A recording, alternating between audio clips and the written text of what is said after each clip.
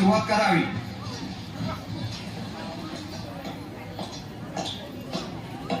गीतेवर हात ठेवून सांगा, जे सांगेन ते खरं सांगेन, खोटं सांगणार नाही. मी अनुराधा पुरंदरे गीतेवर हात ठेवून शपथ घेते, जे सांगेन ते खरं सांगेन, खोटं सांगणार नाही. बाई, मी तुम्हाला विचारतो त्या प्रश्नांची उत्तर द्या. तुम्ही फार सुंदर आहात. हा प्रश्न होता की तारीफ? मला उलट प्रश्न नकोय. मी फक्त तुम्हाला विचारतो त्याच प्रश्नांची उत्तर द्या, हो किंवा नाही मध्ये. हसून मला मोहात पाडू नका. Objection milord. वकील साहेबांनी माझ्या आशिलाला समजतील असे प्रश्न विचारावे, पण त्याआधी माझा त्यांना एक सल्ला आहे. आपलं मराठी भाषेतील व्याकरणाचे अज्ञान दूर करा. Order order. फिर्यादी वकिलांनी आरोपीला साध्या भाषेत प्रश्न विचारावे. ठीक आहे योना, आता साध्या भाषेत प्रश्न विचारतो. मला सांगा मिस अनुराधा, कानात बोट घातलं तर कोणाला बरं वाटतं, कानाला की बोटाला? अर्थात कानाला. Yes, point to be noted milord.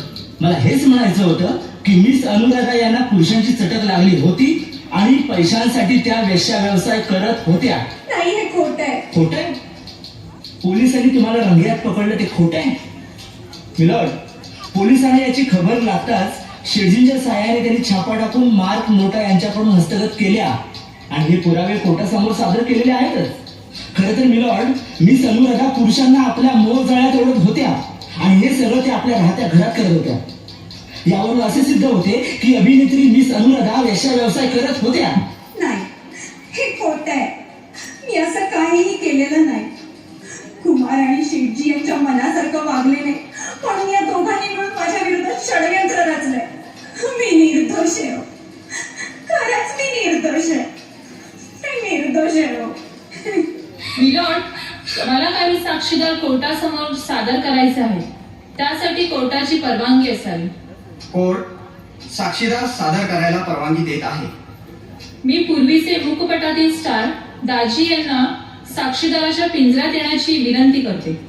दाजी हाजीर हो.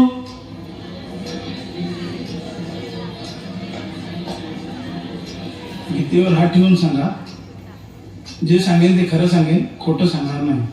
मी दाजी गीतेवर हात ठेवून सांगतो, मी जे काही सांगेन ते खरं सांगेन, खोटं सांगणार नाही. दाजी, तुम्हाला ह्या मार्क केलेल्या नोटा कोणी दिल्या होत्या? सेठजीने. का म्हणून? माझा पगार म्हणून. थँक्यू दाजी, तुम्ही आता जाऊ शकता. मिलॉर्ड, मला शेठजींना साक्षीदाराच्या पिंजऱ्यात बोलवण्याची परवानगी देण्यात यावी. शेठजी हाजीर हो. शेठजी, मला सांगा, मिस अनुराधा यांना तुम्ही किती पैसे दिले? 1000 रुपया. एवढी मोठी अभिनेत्री आणि फक्त 1000 रुपये? इतना ही नहीं, 1 लाख का नेकलेस दिया, लेकिन इसने लिया ही नहीं. Point to be noted milord. Miss Anuradha यांनी कोणाकडूनही पैसे घेतले नव्हते. ह्या नोटा शेठजींनी दाजीला पगार म्हणून दिल्या होत्या. यावरून असे सिद्ध होते की शेठजी कोर्टाची दिशाभूल करत आहे, खोटा बनाव करून माझ्या आशिलाला बदनाम करण्याचा प्रयत्न करत आहे. म्हणून माझी कोर्टाला विनंती आहे की माझ्या आशिलाची निर्दोष मुक्तता करण्यात यावी. That's all milord. Thank you. Order order. आतापर्यंत फिर्यादी आणि आरोपी यांच्या वकिलांनी सादर केलेल्या साक्षी पुराव्यांना केंद्रस्थानी ठेवून हे कोर्ट आपला निर्णय देत आहे. आरोपी मिस अनुराधा या वेश्या व्यवसाय करतात हे कोणत्याही पुराव्याने सिद्ध झालेले नाही. उलट त्या एक सुसंस्कृत कलाकार आहेत. हे कोर्टाने सादर केलेल्या पुराव्यानिशी सिद्ध होत आहे, म्हणून हे कोर्ट त्यांची निर्दोष मुक्तता करत आहे.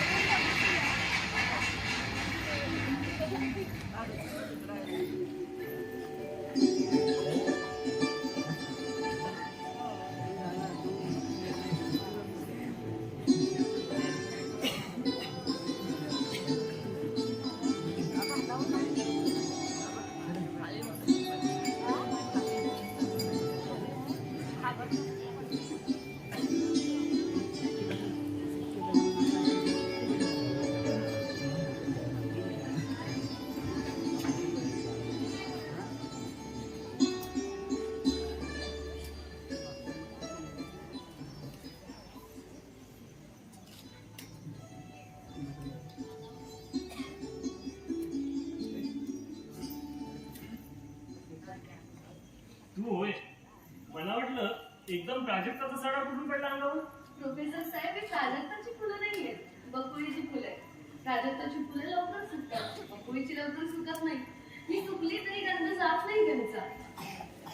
आपल्या प्रेमासाठी. अगं पण ही देवाला व्हायची फुलं इथे कशाला आलीस?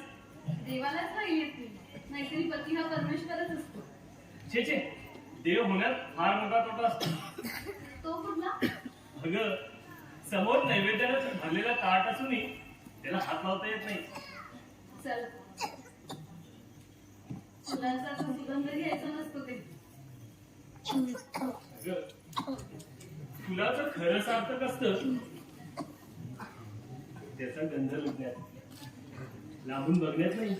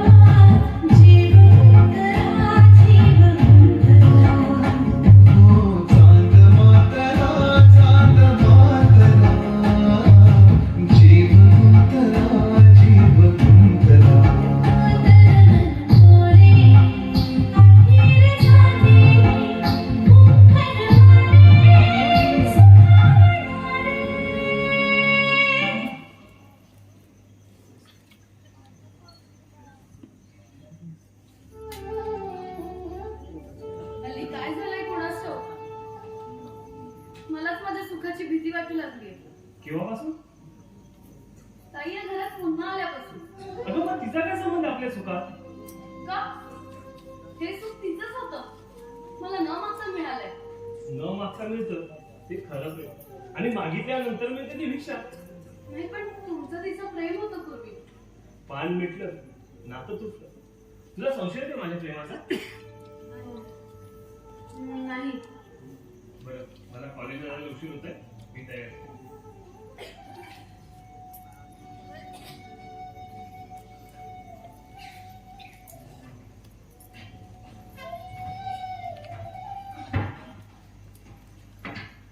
बबन, ए बबन, ही प्रेमळ हात तुझ्या तोंडून आली काय?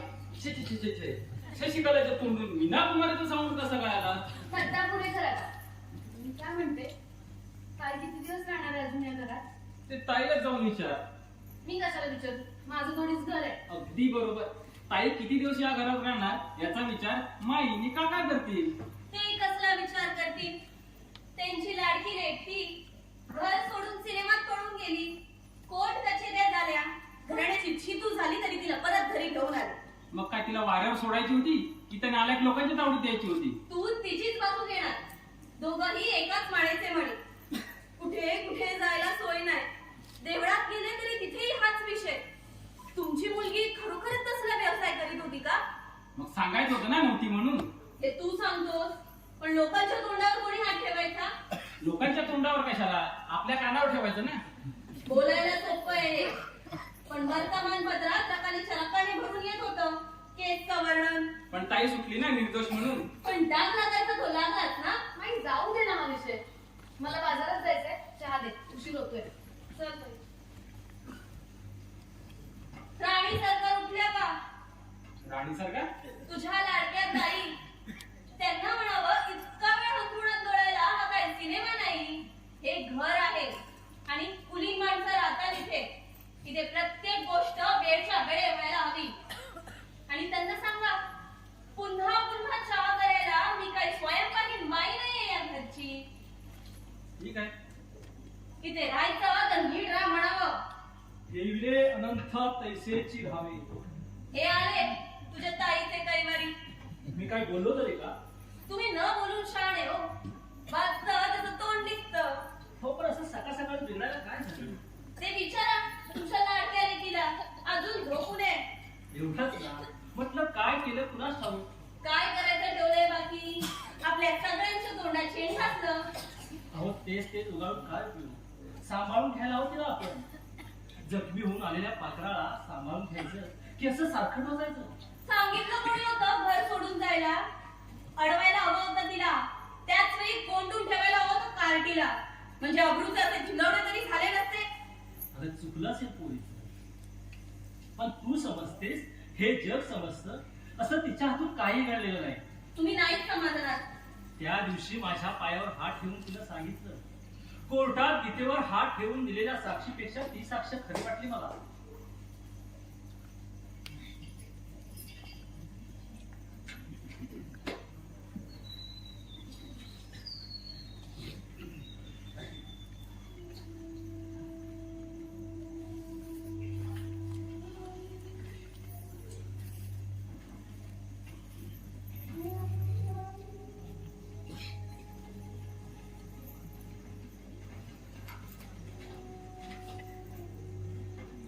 काका.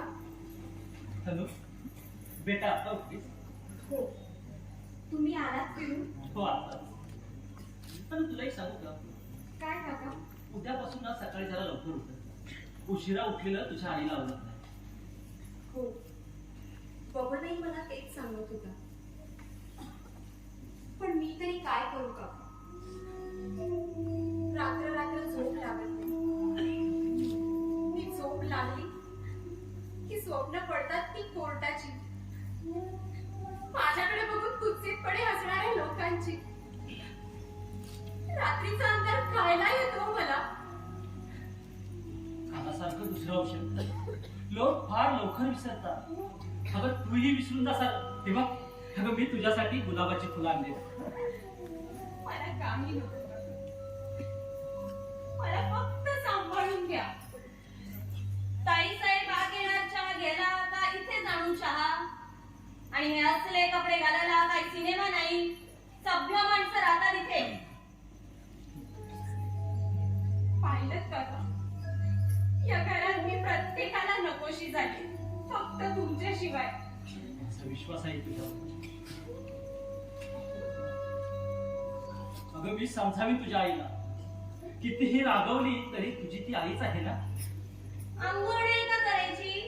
कामाला जायला उशीर होतोय. लाडक्या मुलीच्या कौतुकापायी होतं नव्हतं ते गेलं.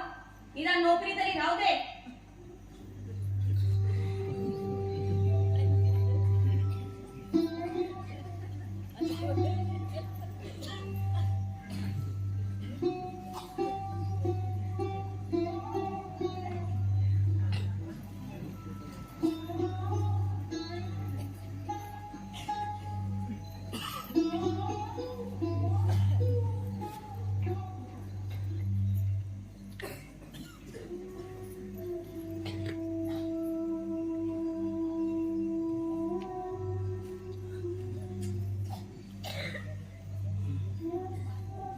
अनु, दाजी, तुम्ही आलात. खरंच आपलं कोणीतरी जवळचा माणूस आल्यासारखं वाटलं दाजी. असं का म्हणतेस? अगं तू तर आपल्या घरातल्या माणसात आली आहेस. आपलं असूनही फरक वाटतंय सार. ज्या घराचा मला आधार वाटत होता त्याचीच आता भीती वाटते दाजी. तर कोणाची भेटली? स्वतःच्या सावलीची. त्याची घरातल्या माणसांचे डोळेच काय, पण या दगडी भिंती, हे फर्निचर सुद्धा माझ्याकडे संशयी डोळ्याने पाहू लागतं. रस्त्यावरून जाताना प्रत्येक माणसाची ती नजर, त्या नजरेने संपूर्ण शरीर आतून बाहेरून जळून उठतं दाजी.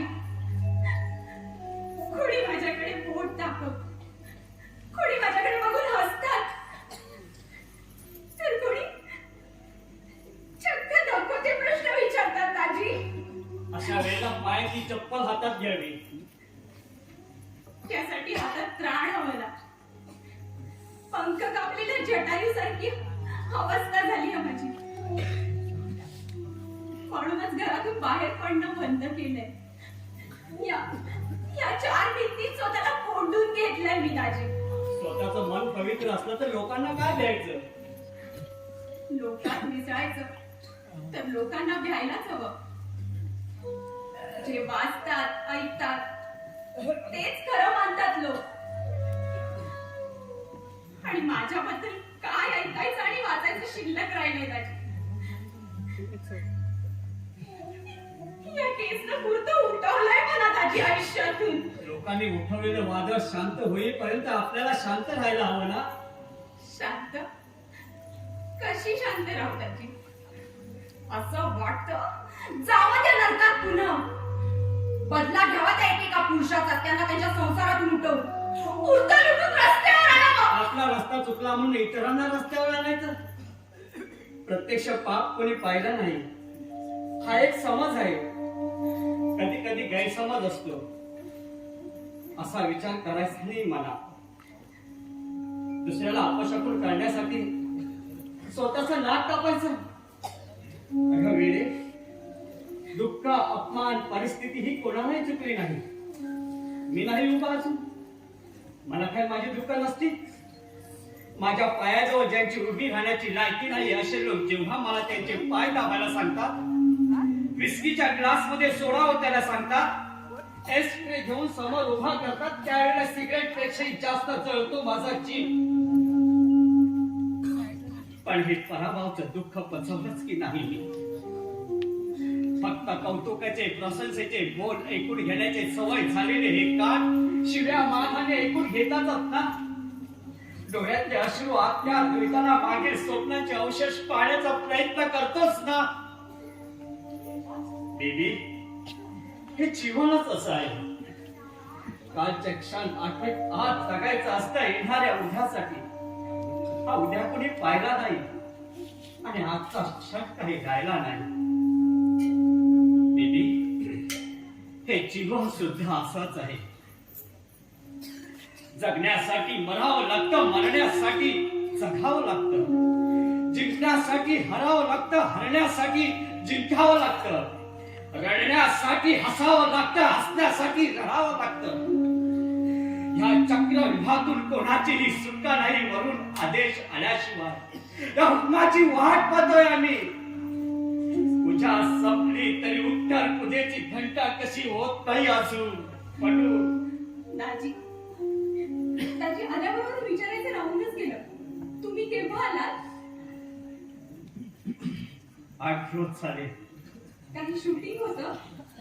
तो रंग मी कधीच पुसून टाकलाय त्या कुमारच्या नोकरी बरोबर. दाजी, हो तुम्ही केव्हा आलात? हा आत्ताच.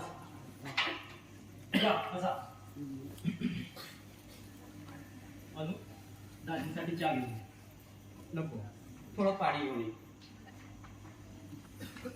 हो, केसच्या निकालानंतर आज भेट झाली पुन्हा आपली. हो ना, त्या केस मध्ये तुम्ही मुलीच्या पाठीमागे उभा राहिला, फार चांगलं झालं. हो, तुम्ही जी साक्ष दिलीत ना, त्या साक्षीमुळे त्या कुमारची आणि शेठची वाचाच बंद झाली. खरं बोलायला कोणाची भीती हो? अगदी खरं. तुमच्याकडे पाहिलं की तसंच वाटतं.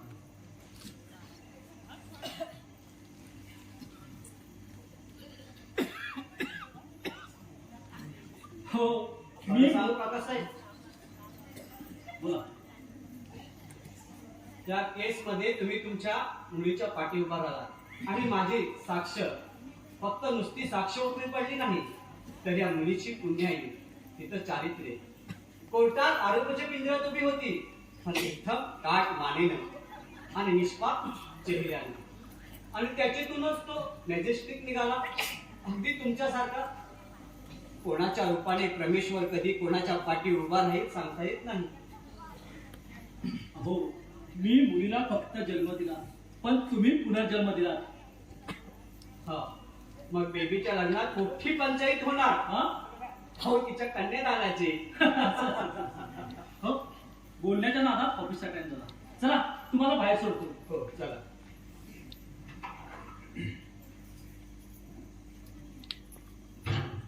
येतो बेबी.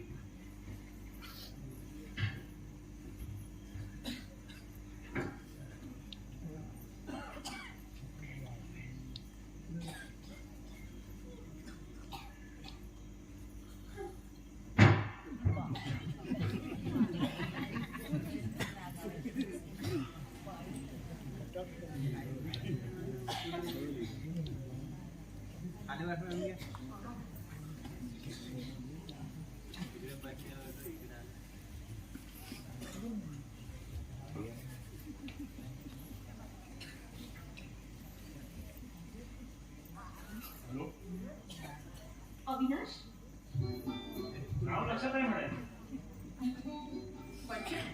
तुला इथे आल्यापासून भेटायचं राहतेस. जणू काही पूर्वी आपली ओळख सुद्धा नव्हती असं वाटतेस. आता असंच वागायला हवं. तुला आज किती दिवसांनी अशी बघते. तुला आठवतं ना? प्लीज नको त्या जुन्या आठवणी. आता तू केव्हाच आहेस, तुला जपायला हवं. तुझीच वाळा लागतोय. थांब म्हणून क्षणभर थांब. हा क्षण तुझ्या साक्षीने मला पुन्हा जगू दे. एके रात्री तू ओल्या केसाने माझ्या जवळ येऊन बसलीस. त्या केसांचा गंध माझ्या रुमालात भरला होता आणि मी म्हणालो, रात्र आज रंगली, पीत आज धुंदली, मला वेळ गुंतले आज तुझ्याच साठी. पण तू काय माहिती आठवतं? प्लीज नको त्या जीवघेण्या आठवण काढूस. असं काय बोलतोस? खूप सुंदर दिसते, अगदी पूर्वीसारखं. नाही रे, पूर्वीसारखं काहीच राहिलं नाही आता. पण मला तरी वाटत नाही तसं. रंगरूपातले बदल कळतात, अंतरंगातले नाही कळत. ते काही असो, तू परत आलीस ना, मला आता पुन्हा काहीतरी हरवलेलं पुन्हा मिळाल्यासारखं वाटायला लागलं. खरंच मला पण असंच वाटतं. अनोळखी जगात वाट चुकले होते असं वाटलं होतं. आपली माणसं पुन्हा भेटणार नाही. त्या चुकलेल्या वाटेवर जीवन संपून जाणार की काय अशी भीती वाटायची. आता नाही ना तशी भीती वाटत. आता तू तुझ्या घरी आलीस, तिथे तुला कोणी त्रास देणार नाही. मी तुला मुळीच दूर जाऊ देणार नाही. खरंच अविनाश, मला कुठेही दूर जाऊ देऊ नका. हवं तर मला जवळ नका करू, पण दूर नका लोटू आला तसाच. मला का मला फक्त सावली हवी आकाराची. तुझा आणि हेमाचा संसार होताना मी डुबून बघेन. माई काकांच्या प्रेमळ नजरेने तृप्त होईल. अगं, पण तुला दूर वगैरे कोण निघाले? मी असताना. वा, असं काही करण्यापूर्वी दरवाजा तरी बंद करून घ्यायचा होता. हेमा, हेमा ऐक. हेमा, हेमा, हेमा ऐक ना. हेमा, काहिली जीवाची दूर दूर नाही देवा, पूर्ण पावसाची ओझे पेलून नभाचे पंख माझे थकले रे. दोन माझा सावराया एक सावली हवी. दया घरा रे, दया घरा,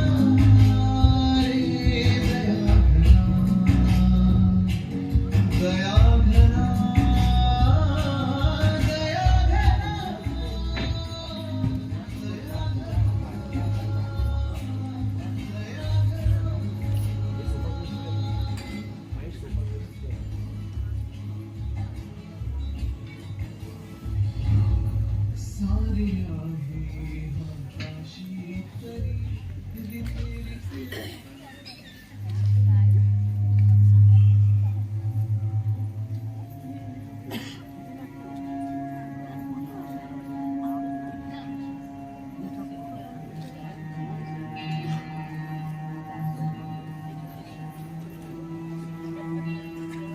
आज पश्चिम आघाडीवर एकदम सामसूम घरात कोणी दिसत नाही उद्यापासून कोणी दिसणारही नाहीये. म्हणजे हेमा हे घर सोडून चाललीये अविनाशला बरोबर घेऊन. बरोबर आहे. हो, हल्लीच्या मुली स्वतंत्र संसार मांडायचा असेल मीही चालले तिच्यासोबत कायमची. पण का? हो, तुम्ही 2 दिवस माहेरी जाता तर आमचा जीव कसा एकदम कासावीस होतो. तुम्ही तर कायमच्या जायला निघाला. हो, पण का? 30 वर्षाचा संसार सोडून जायला तसंच काहीतरी कारण असायला हवं ना. ते विचारा तुमच्या लाडक्या लेकीला. तिचा काय संबंध याच्याशी? काय संबंध? अहो तिच्यामुळेच घडलंय हे सगळं रामायण. स्वतः घर सोडून निघून गेली आणि आता धाकट्या बहिणीला घर सोडायला लावणार आहे. असं? हो, काय झालं ते नीट सांगाल का? सांगून तुम्हाला खरं वाटलं पाहिजे ना. तुमची लाडकी अनु हेमाच्या संसारावर उठलीये. काय? हो, तेच उगाळून काम देऊ. जखमी होऊन आलेल्या पात्राला सांभाळून घ्यायला हवं आपण. अहो अविनाशला नादी लावलाय तिने. काय? शक्य नाही. मी ओळखतो तिला. मी सुद्धा ओळखून आहे. अविनाश बरोबरचं लग्न मोडून निघून गेली. मी तिथे शेण खाऊन परत आली. पण इथे तरी नीट वागावं. पण नाही, धाकट्या बहिणीचा संसार उधळायला निघालीये. मी विचारतो ना. तुम्हाला ती खरं सांगणार आहे? सांगेल. मी कपडे बदलून येतो आणि विचारतो तिला. हेमासाठी काहीतरी मार्ग काढला आहे.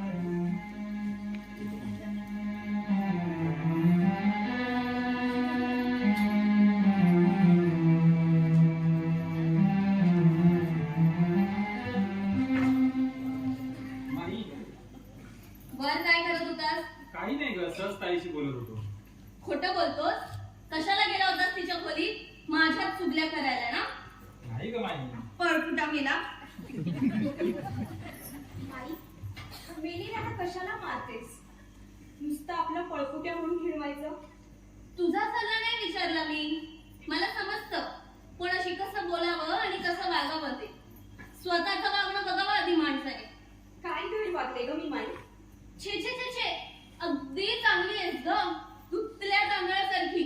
आम्हीच वाईट आहोत. माई, नेहमी असं घालून पडून का ग बोलतेस? अगं तुझी कर्तुकच तशी आहे. आणि काय ग, काल रात्री काय ठरलं तुम्हा दोघांचं? दोघांचं? माझ्या तोंडून कशाला बजावतेस? तुझं आणि जावई बापूंचं. तोंड काय बघतेस माझं? कशाला बोलवलं होतं त्यांना तुझ्या खोलीत? मी? अगं माई, काय बोलतेस तू हे? अगं नाटक वगैरे मोठ्या साळसूदपणाचा आवडला असला तरी मी नाही फसायची. तू जेव्हा परत आलीस ना तेव्हाच ओळखलं मी सगळं. अगं तुला शेणच खायचं असेल तर इथेच कशाला? दुसरे पुरुष काय थोडे? तू नको बरे तोंड खुपसूस. का ग? बोल ना. वाचा का बसली तुझी? तुझ्याशीच ठरलं होतं ना त्याचं लग्न. मग कशाला गेलीस त्याला सोडून सिनेमात नाचायला? गेलीस ती गेलीस, ती परत आलीस बहिणीचा संसार उधळायला. माय, काय चुकीचं वागले ग मी? तुझं कसं काय चुकेल? चुकलं आमचंच. तुला या घरात थारा दिला तो. बोलून चालून नटीस तू. माई, नटी म्हणून का घरी नव्हतेस मला? अगं नटी म्हणून जगायचं असतं तर परत आले नसते मी या घरात. कोणी बोलावणं पाठवलं होतं तुला? माई, मी काकांची शपथ घेऊन चालते. अगं हेमाचा संसार उधळायला नाही आले मी. हेमा परवानगी मागायला आली होती, दिली तिला संमती. माई, माई मला काही नको. मला फक्त आपल्या मनात राहू दे ग. मी नाही फसायची तुझ्या साळसूदपणाच्या सोंगाला. बघते मी काय चाललंय घरात ते. काय चाललंय घरात? तिला कशाला विचारतेस? मला विचार तोंड असेल तर. हेमा, हेमा तुलाही माईसारखंच वाटतं? नुसतं वाटत नाही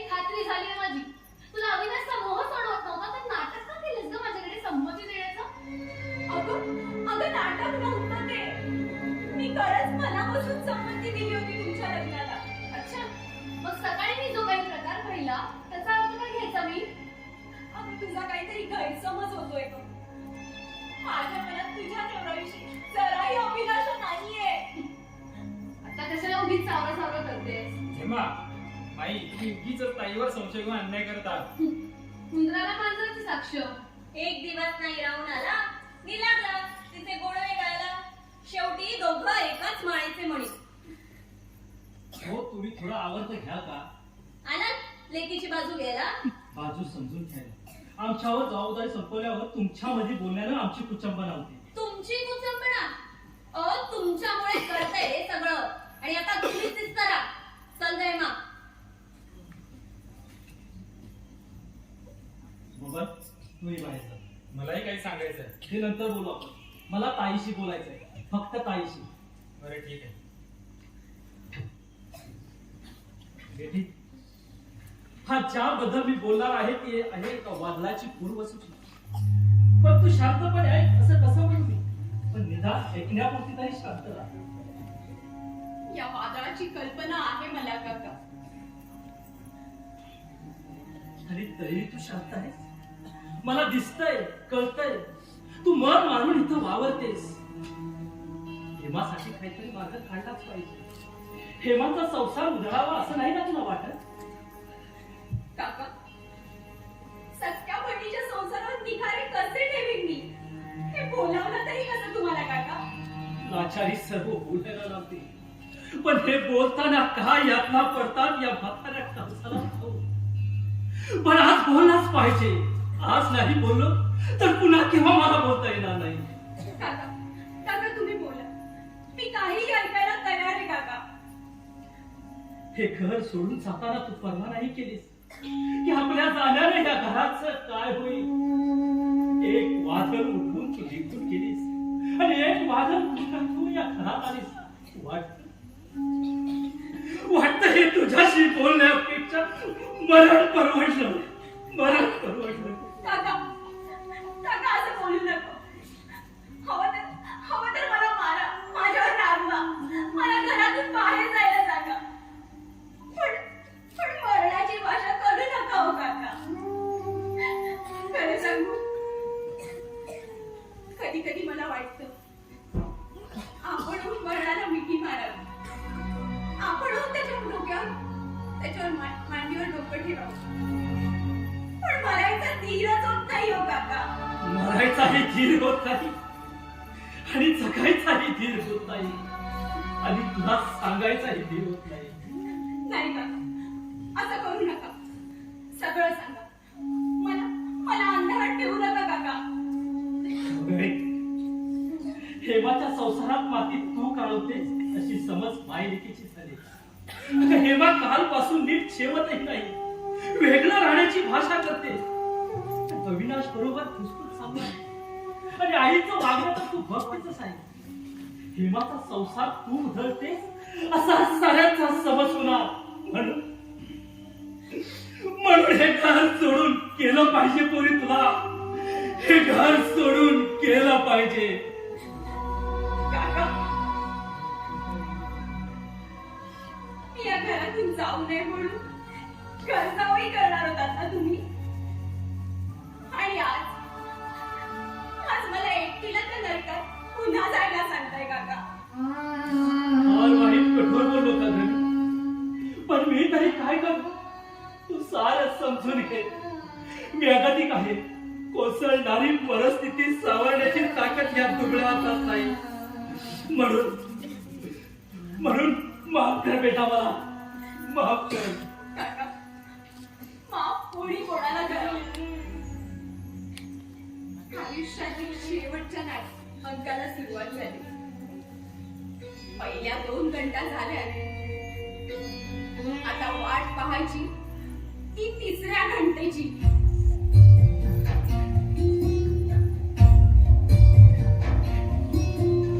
धार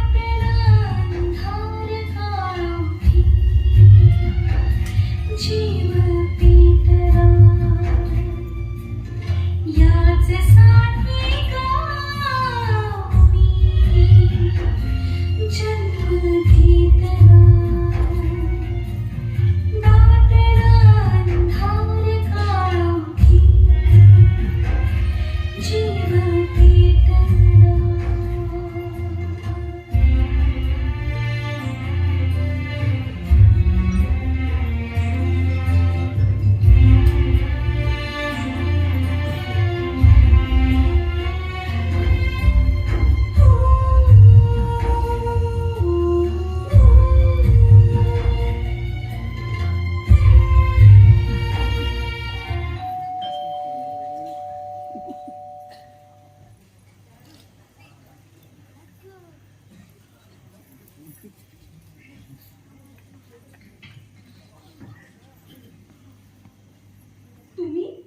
येस बेबी. इतकं सारं करून पुन्हा इथे यायला लाज नाही वाटली तुम्हाला? सिनेमाच्या लोकांना लाज. What a joke. मी इथे आलोय तर तुला परत घेऊन जाण्याचं. मी तुमच्या बरोबर येईन असं वाटतं तुम्हाला? काय शक्य? पेपरात कोर्टात तुझी जाहीर बदनामी झाल्यानंतर तुझ्याशी कुणी लग्न करणार नाही. घरातही तुला सुख मिळणार नाही. पण तुमच्या त्या जगात पुन्हा येणार नाही. अगं वेडे, अगं त्या भोलाराम सेठचे तू उपकार मानले पाहिजे. याच्यामुळे तर तुझी एवढी जाहिरात झाली. तुझ्या भोवती प्रसिद्धीचा वलय निर्माण झाला. या बात किती निर्माते माझ्या मागे लागले तू हिरोईनचं काम करावंस म्हणून. तुला कल्पना नाही. You are hot cake in the market. पण हे मार्केट नाही, घर आहे. मार्बलीच भरतो. अशी संधी पुन्हा पुन्हा येत नाही. तुला घेऊन एक मोठं नाटक प्रोड्यूस करणार आहे आणि तशी जाहिराती दिली. मला न विचारता विचारायचं कशाला? 3 वर्षाचा करार आहे तुझा आणि माझा. सरळ नाही आलीस तर कोर्टामार्फत द्यावं लागेल तुला. नाहीतरी कोर्टाची तुला सवय आहे. बाकी तू लकी हा. सही सलामत सुटलीस त्या खटल्यात. कुमार प्लीज, मला ते सगळं विसरायचंय. पण लोक ते विसरायच्या आत आपण त्याचा फायदा घेतला पाहिजे. पहिली जाहिरात कशी आहे? गाजलेल्या खटल्यातील गाजलेली नाही का एका नव्या स्वरूपात पेश करीत आहे. बघ बोल, काय ठरला विचार. लवकर निर्णय घे. पुढल्या आठवड्यात नवीन चित्रपटाचा मुहूर्त करायचा आणि त्याची टायटलही रजिस्टर केलेली. बदनाम.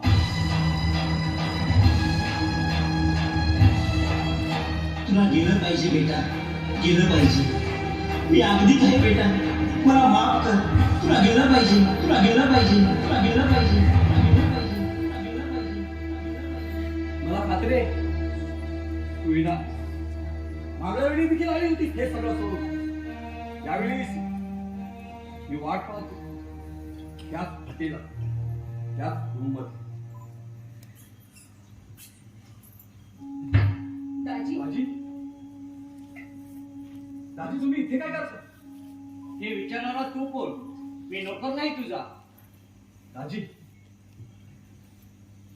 तुम्ही नुकसान करतात. हे बघा, ते तुला नाही काढणार. त्यासाठी मन जिवंत असावं लागतं. मेलेल्या मनाच्या मोठ्याना मस्ती करणार नाही. ठीक आहे, जातो. पुन्हा भेटू. जरूर. पण त्यावेळी तू कोर्टात आरोपीच्या पिंजऱ्यात उभा असशील आणि मी साक्षीदाराच्या.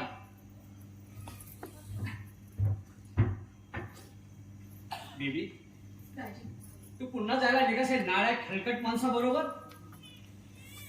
दाजी, नरकातल्या लोकांना स्वर्गात जागा नसते.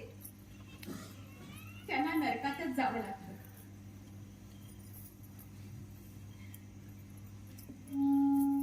बेबी, दाजी, माझ्यामुळे इथं खूप मोठं वादळ झालंय. मला ते संपवावं लागणार. त्याला हा मार्ग नव्हे. काकासाहेब आहेत ना घरात? हो आहे. त्यांना भेटायचं आहे, मला बोलायचं आहे त्यांच्याशी. बेबी, एक वचन आहे तुझ्याकडून. वचन? कसलं वचन? मला सांगितल्याशिवाय हे घर सोडून जाणार नाही म्हणून.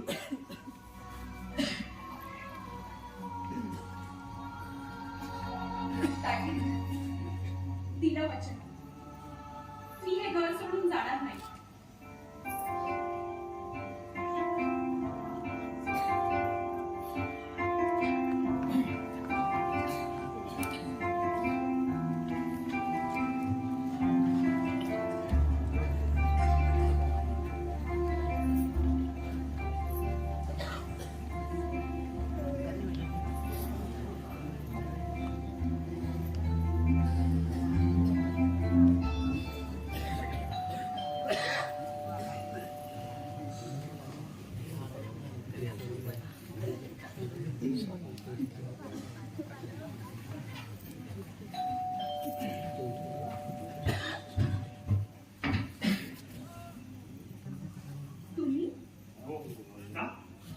आश्चर्य वाटलं.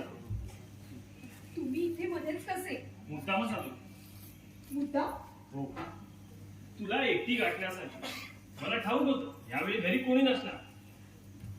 मुकाट्याने बाहेर जा. ठीक आहे.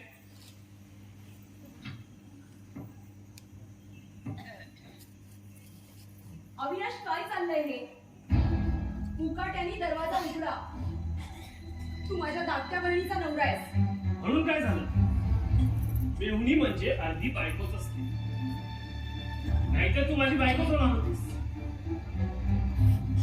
अविनाश, अविनाश, मागे सर. तुझी अबरू या घराची अबरू आहे. वा या भूताल. अगं तुझ्याने या घराच्या अब्रूच्या पताका वर्तमानपत्राच्या पहिल्या पानावर लागलेल्या वाचल्याची. अविनाश, नकरा पुरे झाला. जशी का तुला परपुरुषाची सवय असते. अविनाश, प्लीज असं बोलू नको. अगं तूच बोलायला लावू नकोस. तुला आठवतं माझं तुझ्यावर प्रेम होतं. आणि आहे. हे बघ, आता कुणी लग्न करणार नाही तुझ्याशी. माझ्याशिवाय आहेच तो. अविनाश, काय बोलतोयस तू हे? मागे सर.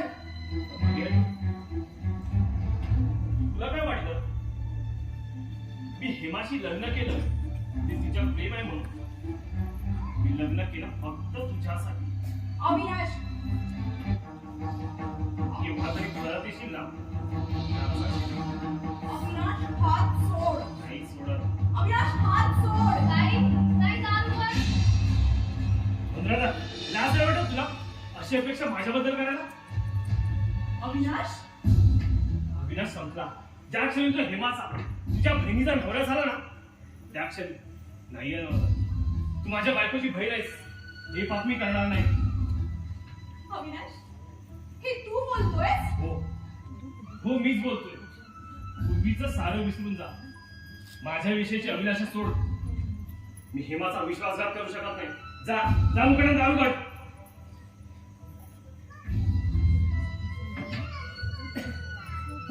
हेमा, तू आलीस? वेळेवर आले. हेमा, काही बोलू नकोस. ऐकलंय मी सगळं. आणि मी माझ्या नवऱ्याला पूर्णपणे ओळखते. तुझ्या या अशा नाटकांना फसायची नाही मी आता. हेमा, एक मिनिट. कुठे तोऱ्यात निघून गेली होतीस ना हे घर सोडून? तुला वाटलं आपण मोठी सखी होऊ. पण येताना फक्त आणि फक्त बदनामी घेऊन आलीस सोबत.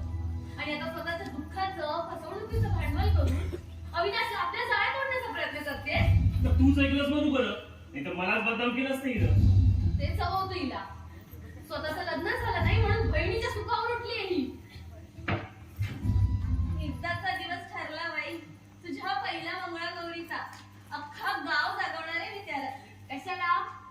ताई निघाली होती ना अख्खा गाव जागवायला. म्हणजे सांगायला सुद्धा लाज वाटते. लाज वाटते हिला मोठी बहीण म्हणायला सुद्धा. स्वतःच्या बहिणीच्या नवऱ्याविषयी पापी वासना असणारी तुमची ही मोठी मुलगी या उपर या घरात राहणार असेल ना, तर मी चालले या पावली कुठे. झाडाखाली संसार मांडेल पण हिची सावली सुद्धा पडून देणार नाही. त्या दिवशी मी चालले होते पण तू नी काकांनी अडवलं.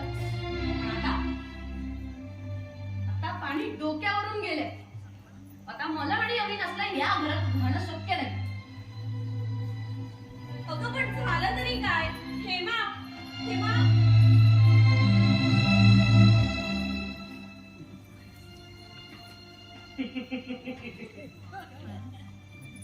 पाहिलं सनू? मी ऐकलं सुद्धा.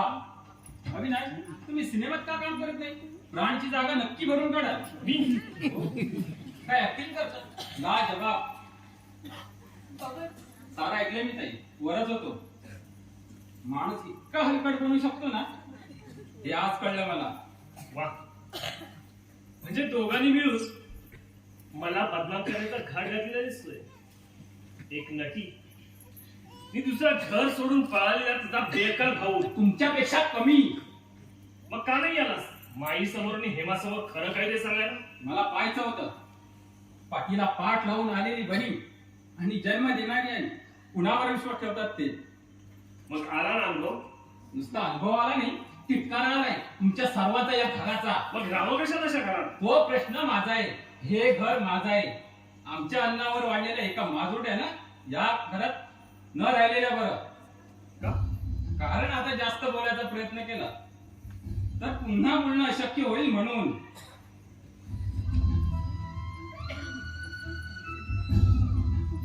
बबन, काय झालं रे हे? आता इथे राहण्यात काही अर्थ नाही. मला जायला हवं त्या जगात पुन्हा. मला जायला हवं. निदान काका येईपर्यंत तरी थांब. नाही बाबा, मला आई नाही, बाप नाही, मला कोणी नाही. जे घडलं ते घडलं नाही. मीच वाईट आहे. मला चांगल्या प्रकारे वागता आलं नाही असंच वाटतं ते सगळ्यांना. अविनाशला हेमा बरोबर संसार करायचा, त्यांचा संसार मला मोडायचा नाही. म्हणूनच बबन मला जायला हवं. जे काय घडलं ते सगळं मनातच ठेवायला हवं, मलाही आणि तुलाही. बबन, बबन, तू पण हे सगळं विसरून जा. हेमासाठी, तिच्या संसारासाठी. काकासाहेब काका अजून आले नाही बाहेर. माझी अनु तर आहे ना. झालं तर तिच्यासाठी एक गोष्ट आनंदाची. दाजी तुम्ही देवासारखे आले. तुम्हीच ताईला थांबवू शकता. म्हणजे ताई घर सोडून चालले. तिची घर सोडून जाण्याची व्यवस्था केली मी. म्हणजे तिचं लग्न ठरवून आलो मी. लग्न? कुणाशी लग्न? माझ्या मुलाबरोबर. नाही दाजी, मला लग्नच करायचं नाही. कुणाच्या तरी उपकाराचं ओझं शिरावर घेऊन मला तिचा संसार नाही करायचाय. असं का म्हणतेस बेटी? दाजी, दाजी, मला तिटकारा आला या जगाचा, इथल्या माणसांचा. लहानपणापासून ओळखणारी घरातली माणसं माझ्यावर विश्वास ठेवायला तयार नाही. तिथे एखादा अनोळखी माणूस, एक नवरा काय विश्वास ठेवणार? त्यातून एखादा पुरुष तयार होईल लग्नात, पण ते फक्त जगाला दाखवण्यासाठी. एका पतितेचा उद्धार केला.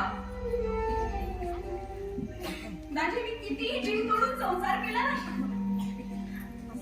तरी प्रत्येक वेळी मला ऐकावं लागेल की मी म्हणून तुझ्याशी लग्न केलं.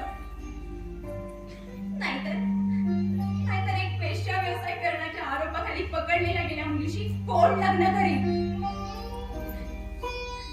त्यापेक्षा ते जग वाईट आहे. त्यांच्या दृष्टीने मीही वाईटच आहे. तिथे हाल करून मारत नाहीत मेलेल्यांना. तिथे माझं स्वागतच करतील. मला जायला हवं दाजी, मला जायला हवं. कुमार माझी वाट बघत असतील दाजी. त्या नालायक हलकट माणसावर पुन्हा जाणार? दाजी, तो नालायक असला तरी माणूस आहे, खरा माणूस आहे. त्यानेच मला सांगितलं जग खरं काय, खऱ्या भाषेत. मला वेळीला उगाच वाटायचं हे जग सुंदर आहे, सोज्वळ आहे. जखमी झालेल्याला फुंकर घालणार आहे. पण दाजी, हे जग तसं नाहीये. जगच कशाला? मला जन्म देणारी आई, माझ्या पाठीला पाठ लावून आलेली बहीण माझ्यावर विश्वास ठेवायला तयार नाहीत दाजी.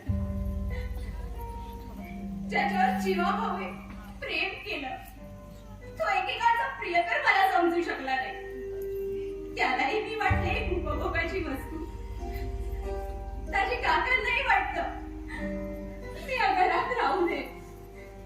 तुझ्यावरच्या मायेपोटी कसे म्हणाले ते? दाजी, माझ्यावर केलेल्या मायेचं काय मोल दिलं मी काकांना? माझ्यामुळे या घरातलं स्वास्थ्य गेलं. दाजी, कितीतरी मुली माझ्यासारखं स्वप्न पाहत असतील ना? दाजी, दाजी, त्यांना कोणीतरी सांगायला हवं इथे कला वगैरे काही नाहीये. इथे आहे उघडा व्यवहार. त्यांना हव्या असतात चांगल्या घरातून निघून आलेल्या तरुण मुली त्यांच्या वासनेसाठी. वासनेच्या सोंगाला कलेचा मुखवटा घातलेला असतो इथे. त्यासाठीच हे नाटक चाललेलं असतं.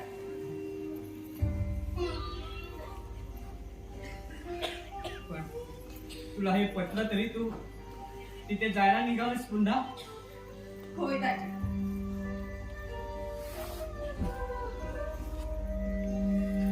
माझ्या मुलाने होकार देतात केवढं मनात बांधून मी इथे आलो.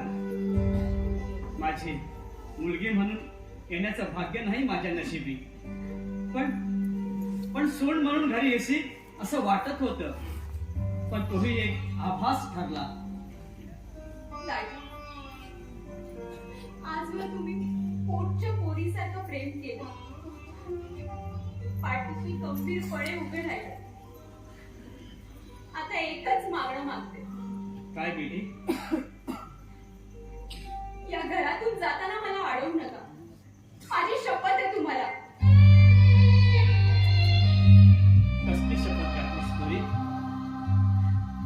तुला लग्न करायचं नसेल तर नको करू, पण पुन्हा जाऊ नको ते एकटी नरकात.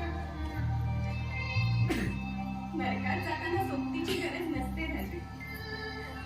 ज्या सोबतीची आशा घेऊन मी या घरात आले होते ती आशा केव्हाच ठरली. जन्मभराच्या सुट्टीने हक्काच्या घरी निघालेल्या मुलीला निरोप द्यायला सारे लोक जमतात, पण माझ्यासारख्या वाट चुकलेल्या मुलीला तिच्या सावलीची सुद्धा सोबत नसते दाजी. असं का म्हणतेस पुरी? तुला पुन्हा जायचं असेल तर मी येतो तुझ्या बरोबर. नाही दाजी, तुम्ही कोणीही येऊन चालणार नाही.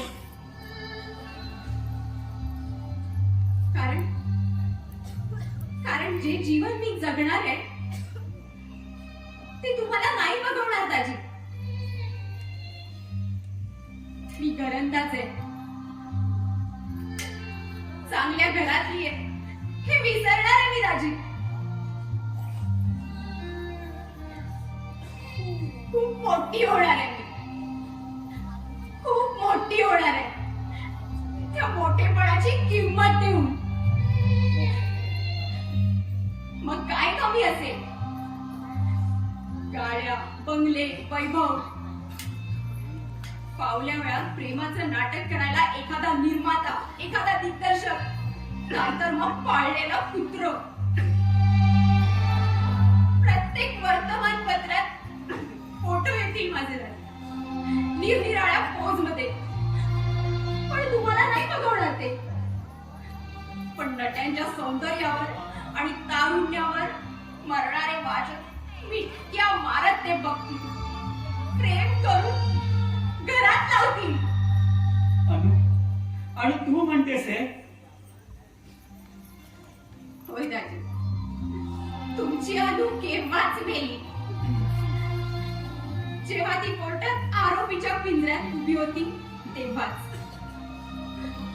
ही आहे फक्त तिची छाया, दिवसा उजेडाला घाबरणारी आणि रात्रीला कवटाळणारी.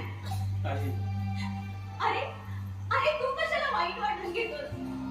तुलाही मी एक गाडी घेऊन दे. तुझ्या कथा मी विकत घ्यायला लावेन निर्मात्यांना.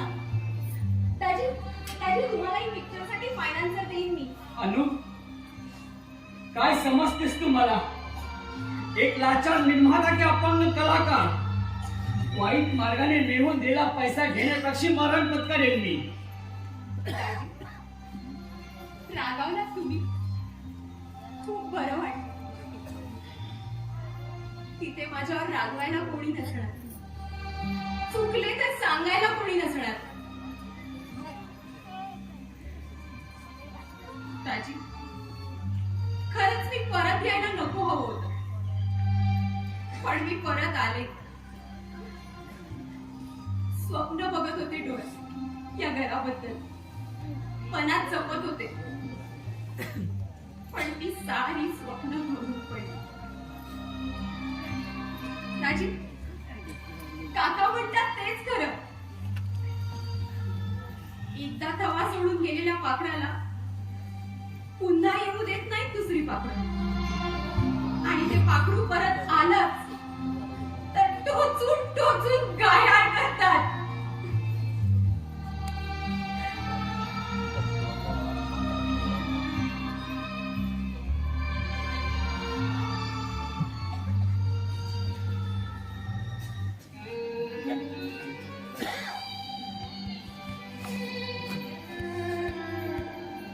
Hello, hotel diamond.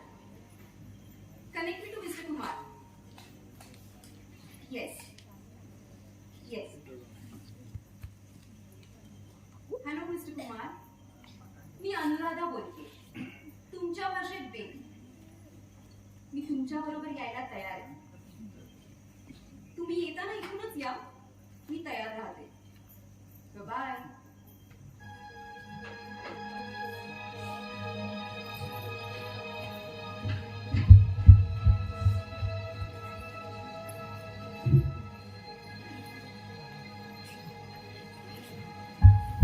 माझी हो, तुम्ही केव्हा आला? आता बरं झालं तुम्ही आलात ते. काका ताई घर सोडून चालले. काय बर, तिने तसं वचन घेतलंय माझ्याकडून. काका तुम्ही थांबवा ना ताईला. ए माई, ए माई, काय झालं बोलायला? ताई घर सोडून चालले. सुखीला हे घर सोडून जाईल ना, तर त्या घराला शांतता मिळेल. हो हो, काय बोलताय काय तुम्ही? हो, पोटची पोर आहे ती. आजवर ऐकलं तेवढं पुरे झालं, पण आता पाणी डोक्याच्या वर जायला लागलंय. जाऊ दे, तिला जायचंय तिथे. बहिणीच्या संसारावर उठणारी अशी बहीण असलेल्यापेक्षा मेलेलीच बरी. जन्मताच मेली असंच समजेल.